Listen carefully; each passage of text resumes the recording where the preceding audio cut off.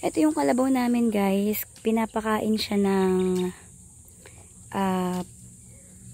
puno ng saging.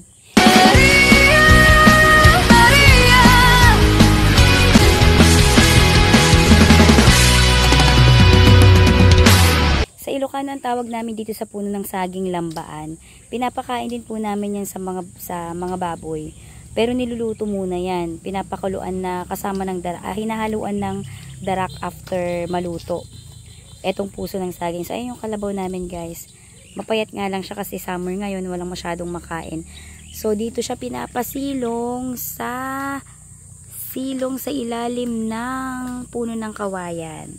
Ayan, nandito po yung puso ng saging natin na malamang mamaya lulutuin to pang ulam, lunch. Tapos ito naman ang tinatawag naming kuribot. Ito pong kuribot na to is made of kawayan. Yan, nakikita nyo nandyan pa yung kumpay. Yung ano bandi, ay sorry yung kilikili ko. Ayan ito yung ginagamit ni kuya na panggapas ng damo. Yan. So, ito po ay tinatawag naming kuribot.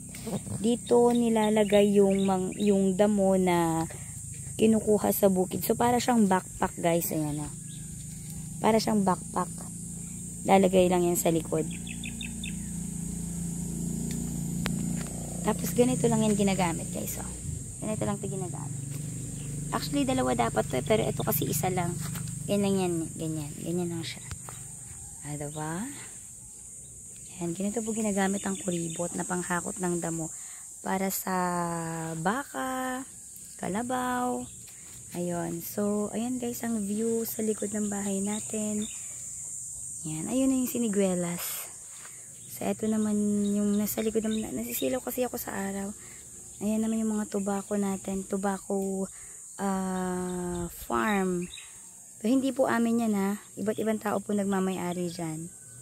Ayan, so that's all for today's video.